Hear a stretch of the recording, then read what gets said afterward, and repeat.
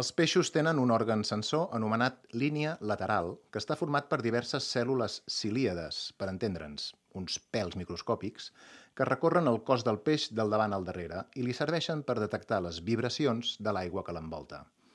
D'aquesta manera, els peixos poden saber si hi ha altres animals nedant a prop seu, un fet que resulta força útil per caçar o per evitar ser caçat, o per moure's per l'oceà entremig d'un gran grup de congèneres. Si heu sentit parlar de l'evolució de les espècies, que suposo que sí, sabreu que els animals terrestres, com nosaltres, som descendents d'algun peix agosarat que va sortir a fer turisme fora de l'aigua. Els canvis viscuts durant milions d'anys van convertir aquesta línia lateral dels peixos en una cosa que s'anomena l'òrgan de Corti, que és una de les parts més importants del nostre sistema auditiu. Aquest òrgan està format també per pèls microscòpics que detecten les vibracions del medi en el que ens movem, que ja no és l'aigua, sinó que és l'aire. Aquestes vibracions les hem anomenat sons. Els peixos no tenen bona oïda, però senten en el seu cos cada petita alteració que generi ones a prop seu, igual que nosaltres sentim les ones que es mouen per l'aire. Potser aquella curiosa sensació quan les notes més greus d'una música fan vibrar tot el nostre cos és el més semblant a un record que ens ha deixat l'evolució sobre els nostres avantpassats aquàtics. Avui mirarem de donar un parell de voltes a la relació de la música amb la ciència, que no sé si té molt de sentit perquè hi ha alguna cosa que no tingui relació amb la ciència.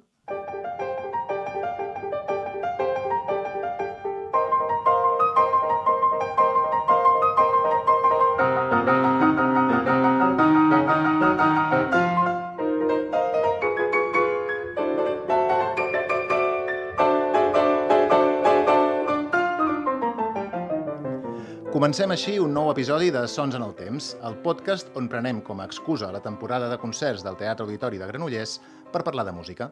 Jo sóc l'Oriol Padró, em podeu sentir gràcies a en Josep Soleil, que ens acompanya des del control tècnic dels estudis de Ràdio Granollers.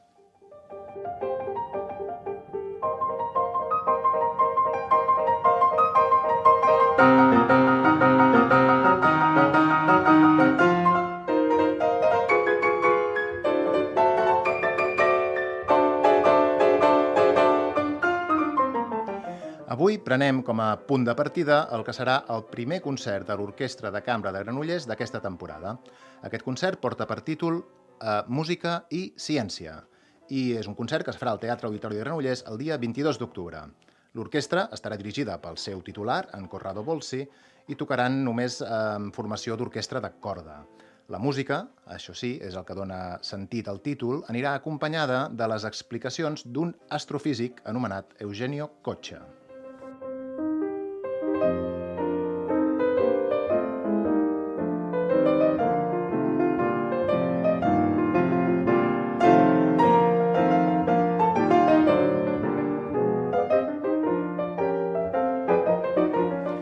Però abans d'entrar a parlar sobre aquest tema, sobre música i ciència, farem una petita pinzellada al repertori del concert. Serà un repertori força variat. Hi trobem música de compositors històrics i reconeguts i molt populars com Beethoven o Ravel, però sobretot hi sonarà música escrita al segle XX i XXI, música de compositors actuals, que això és una cosa que sempre ens agrada destacar. Està molt bé que soni música del present, d'autors vius, que fan propostes fantàstiques i això ens parlen des del mateix present que vivim nosaltres.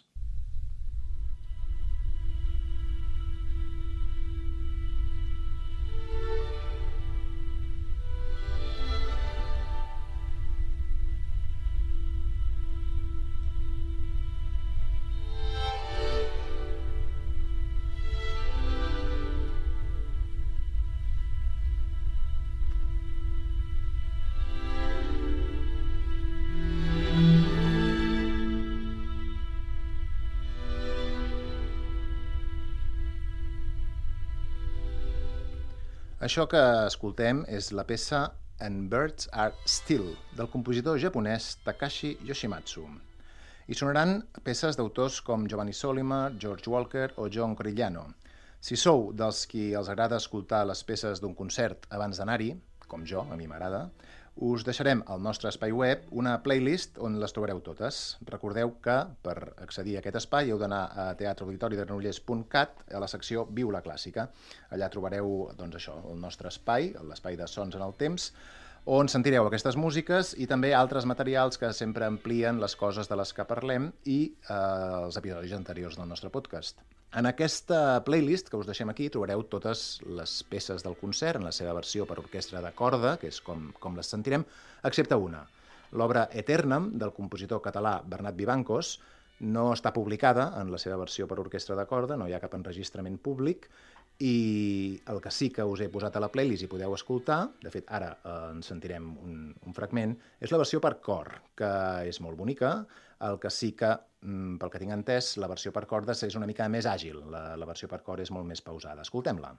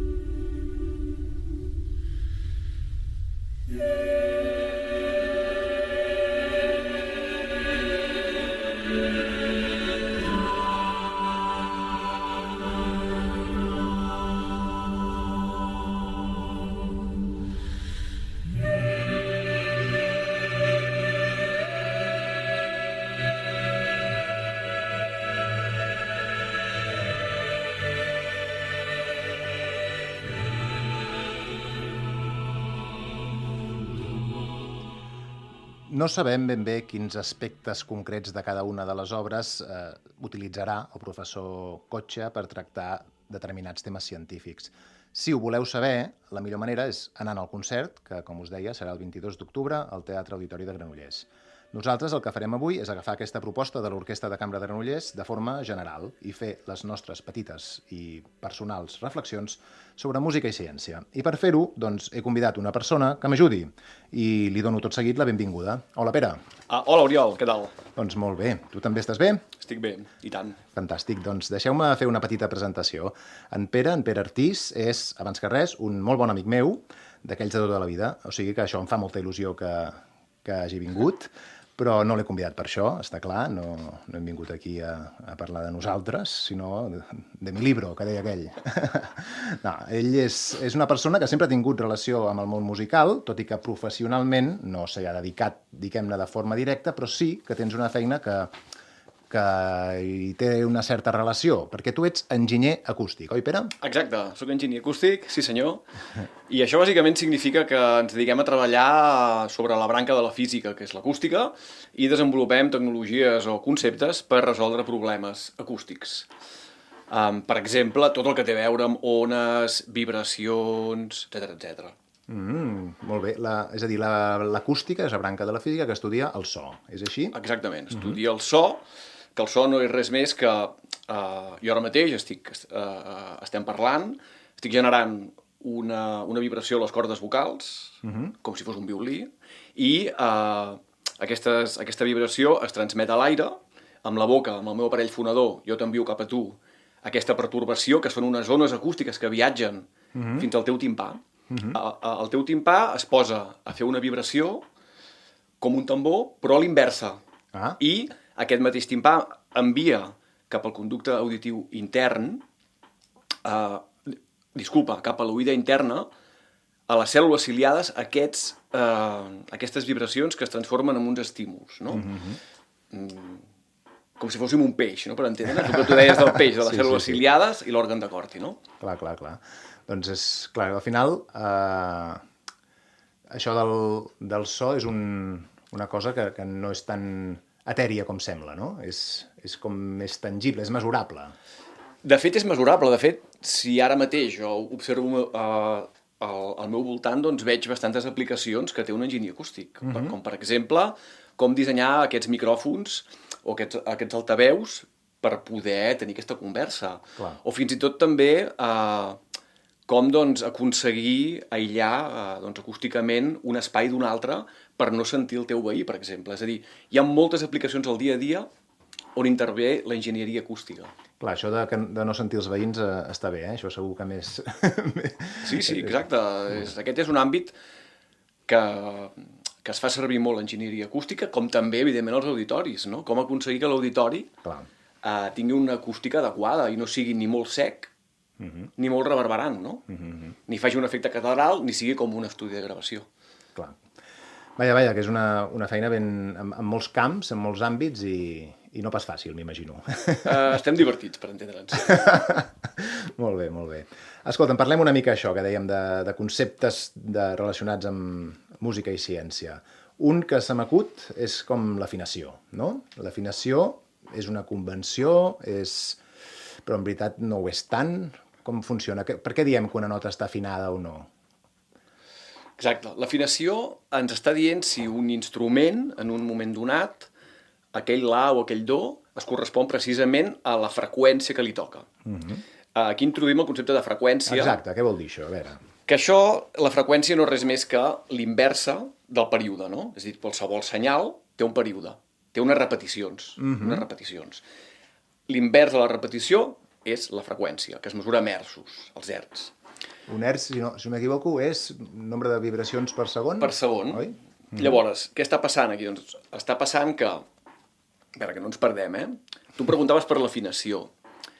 Aleshores, quan afinem un instrument, per exemple, un violí, busquem que el La3 generi una freqüència, aquell La3 generi una freqüència de 440 hertzos, només. Correcte. No? Això perquè jo fico aquí comentaris com didàctics, 440 hertzos vol dir que aquella corda del violí vibra 440 vegades per segon. Exactament. I això vol dir que aquella corda té una vibració que no es veu, és imperceptible, però vibra cada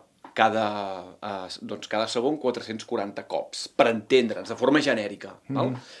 Llavors, quan afinem aquesta corda, doncs a dia d'avui hi ha molts afinadors, per exemple, el telèfon mòbil, tu veus quan està afinat. Què et pinta el telèfon mòbil? Et pinta l'espectre, que és la freqüència que té aquell senyal. O sigui, tu qualsevol senyal és un senyal temporal, no? Una evolució en el temps de què passa allà. Si fas una foto, en un instant, t'està dient quines freqüències té aquell senyal, si és greu o si és agut. És a dir, si és greu o si és agut, té a veure amb la freqüència. Els sons greus són de baixa freqüència i els sons aguts són d'alta freqüència. Els sons greus vibra més lent. Ho dic bé? Vibra, és a dir, el període és més lent, exacte. És com que vibra més a poc, no? Evidentment, vibra més a poc per greus i vibra més ràpid per aguts, però la velocitat amb què tu t'arribes la mateixa. No, clar, és el nombre de vibracions per segon, el que canvia. Exacte. L'estona que les repeticions que està vibrant en un segon, aquella... La velocitat, no és la velocitat de transmissió del so, que aquesta és la mateixa, sigui quina sigui la freqüència o no? És la mateixa a l'aire, però hi ha altres medis on no és la mateixa. Carai. Per exemple, en un sòlid, en un llac, no és la mateixa. D'aquí que, com a exemple, aquell soroll de les espases làser de les guerres de les galàxies, el van generar tirant una pedra sobre un llac glaçat on generava unes ones en el llac que tenien velocitats diferents. I arran d'aquí, doncs, després de d'altres feines, no, que no conec exactament, van generar aquest so perquè la velocitat no és la mateixa per cada una de les freqüències en el llac en si. Sí, o sigui, ho van fer tirant pedretes en un llac gelat, això? Jo crec que sí, no m'agradaria equivocar-me, però crec que... Ho has llegit en alguna banda? Ho he llegit en algun lloc i és per explicar que a un sòlid, la velocitat d'una ona de vibració en un sòlid depèn de la freqüència. Correcte, entenc. Déu-n'hi-do, és complicat, això. Perquè la freqüència, en tot cas, ens determina això, la nota, no? Si és més agut o més greu. Exacte, oi? Sí senyor. En canvi, no ens determina el timbre. És a dir, sí, el so que fa la nota la és la mateixa en un violí que en un piano, però quan ho sentim sabem que una cosa és un violí i una cosa és un piano. Sona diferent, té un altre timbre. Sí senyor. I això no té res a veure amb la freqüència. Això sí, això és si féssim la foto, no?, d'una ona acústica, d'un violí o d'una flauta o d'un oboè tocant un la, si féssim la foto d'aquella evolució del senyal, no seria la mateixa en el domini de la freqüència, que en diem espectre. Val? Una foto de 2 segons d'un la d'un violí té unes certes freqüències més enllà del 440. No només té el 440, sinó que té moltes més altres freqüències que són lleugerament... Bueno, no, hi ha uns harmònics, però a part també hi ha tot el que acompanya els harmònics, tot el que hi ha entremig, que això és el que et determina si és un violí o és una flauta. Clar, en veritat, quan diem que un instrument fa una nota, no fa només una nota, no? Exacte. És a dir, fa... Fa un conjunt de notes. Un conjunt de notes, si fa una nota, que és el la, que és on hi ha més energia, on té més energia aquella freqüència, però hi ha unes altres notes que acompanyen, no?, aquest la, i que li fan configurar una certa connotació d'un violí, una flauta, etc. Això, sí, clar. Fa que... Clar, i això és el que en diem espectre, que és el que fem servir quan afinem. L'afinador el que fa és buscar quan aquella nota sincronitza amb el que ell espera trobar, llavors diu, ok, no? Ja està afinat perquè ell sap que espera un 440, llavors ja és quan t'indica verd i està ben afinat. Clar. Està buscant, està comparant. Molt bé. De fet, això dels harmònics que comentaves és tot un tema, no?, en música. Vull dir que es fa servir, fins i tot a vegades hi ha músiques on busquen els harmònics i arriben a sonar 2 notes alhora i coses d'aquest tipus. No sé si ho coneixes. A veure, no, això, jo el que et puc explicar sobre això són tot el tema de les ressonàncies, no? Tu i jo, quan érem petits, cantàvem a l'Espurna. En una coral, sí. En una coral. I ara, doncs, bueno, ens van començar a ensenyar tot el tema dels harmònics, com generar harmònics, no? I és, doncs, tu, amb les teves cavitats, les pots fer ressonar. Llavors estàs ressonant i estàs activant harmònics de diferents parts del cos. Que també ho relaciono amb el que deies abans al principi, no?, que el nostre cos vibra amb el so. No? Correcte. Ens costa molt menys vibrar amb uns greus perquè, no? És a dir, que buscar aquests harmònics. És a dir, hi ha una relació sempre amb les dimensions. Els instruments més grans generen freqüències més greus. Clar. No? Un violoncel. Perquè, suposo, és més difícil fer vibrar ràpid una cosa més grossa, o no? O és una de bestiesa, això que dic ara? Fem que m'ho pensi, això. És que aquí hi ha un concepte també que es diu la longitud d'ona. La longitud d'ona té a veure amb... És diguem-ne, gràficament... És a dir, la freqüència, els hertzos, et diuen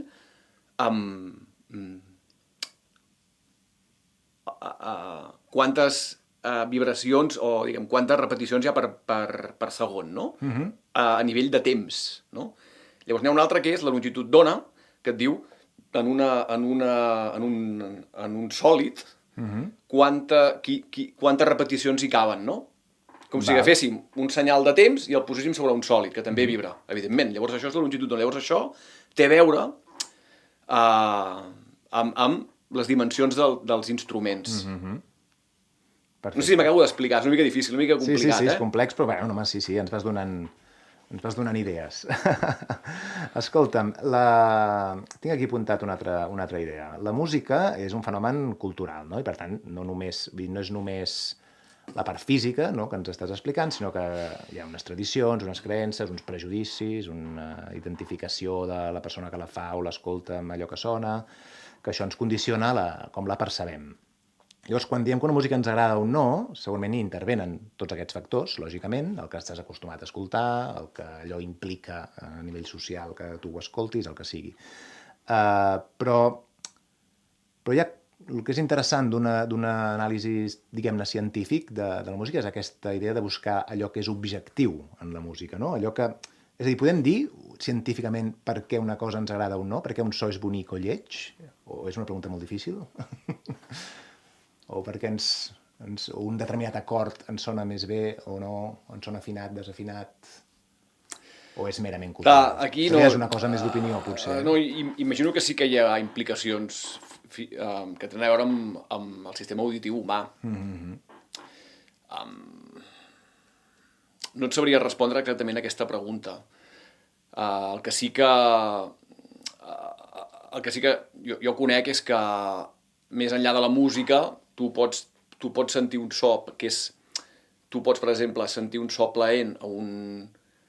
És a dir, pots sentir un so displaent a un cert entorn que sí que et permet descansar, per exemple, amb un nivell molt elevat de decibels, de soroll. En canvi, un so al llit amb un nivell molt més baix probablement no et deixarà dormir. Val?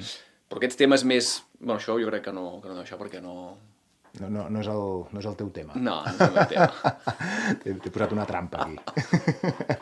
Bueno, escolta'm, anem acabant, Ara, mira, m'havia apuntat una idea que també té relació, crec, amb coses que ens has explicat, que és la importància també del medi. Clar, nosaltres sentim el so en un medi que és l'aire, però també el medi entenc que també afecta la freqüència com vibra el cos. És a dir, l'altre dia és que en algun lloc ho sentia, quan aquella broma típica de respirar heli i que llavors la veu sona aguda, no? La brometa del...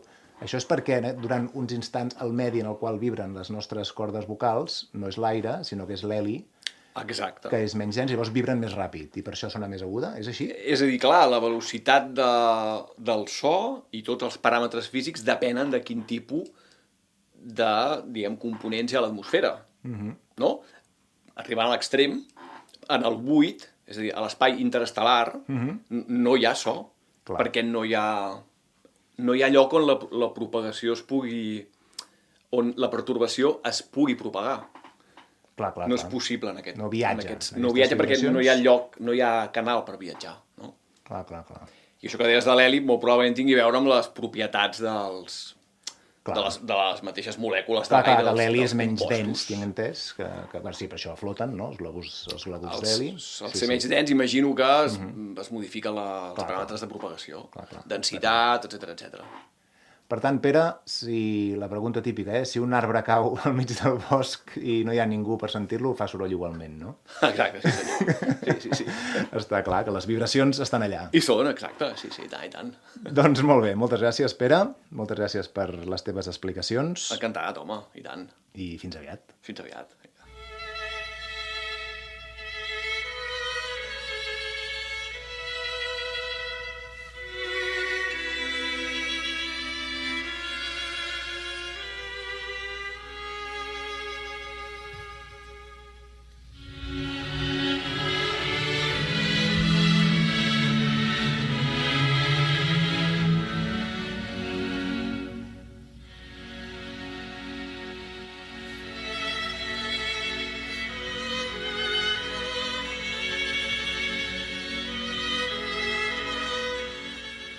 Un deixeble de Confuci, anomenat Lu Pu Wei, va escriure fa més de 2.000 anys que la música neix de l'equilibri i que aquest es basa en la perfecta harmonia entre el cel i la terra.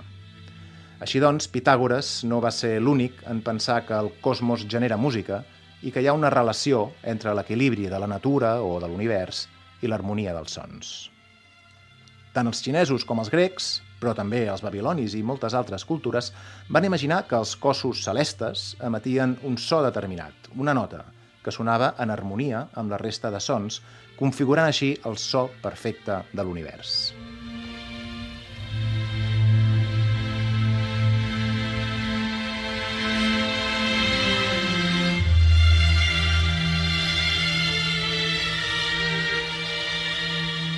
Actualment hi ha especialistes que estudien l'univers a través de les ones que generen els astres en moure's. Aquestes ones són, de fet, vibracions, com les que dèiem al principi, que podien notar els peixos de l'aigua o nosaltres en l'aire.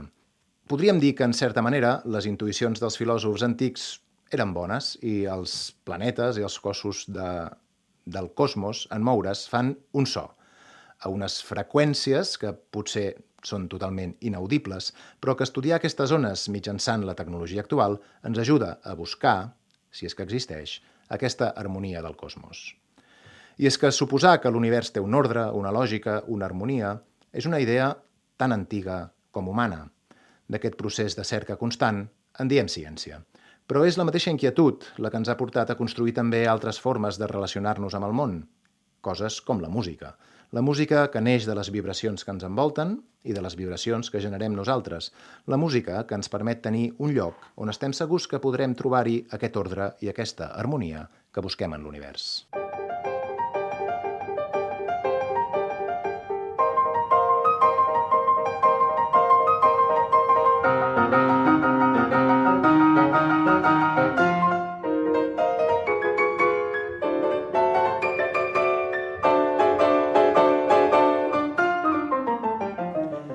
I acabem així el podcast d'avui. Recordeu que el 22 d'octubre tenim una cita al Teatre Auditori de Granollers per al concert de l'Orquestra de Cambra de Granollers, Música i Ciència, que inclourà les explicacions del professor Eugenio Coccia. De fet, si busqueu el professor Coccia per internet, trobareu diversos vídeos amb explicacions seves molt interessants relacionades amb la música i la ciència. Per estalviar-vos feina, us n'hem fet una selecció i us la deixem al nostre raconet web. Us recordo que està a l'apartat Viu la Clàssica de teatreauditoridegranollers.cat i trobareu aquesta i altres informacions, així com tots els nostres episodis anteriors que també podeu escoltar a diverses plataformes de podcasting. Avui hem fet això que heu escoltat als estudis de Ràdio Granollers gràcies al suport d'en Josep Soler i els controls tècnics i ens ha acompanyat l'enginyer acústic Pere Artís, que ens ha ajudat a navegar per l'oceà del coneixement científic. Gràcies per dedicar una mica del vostre temps a escoltar aquests sons. Ens veiem al concert.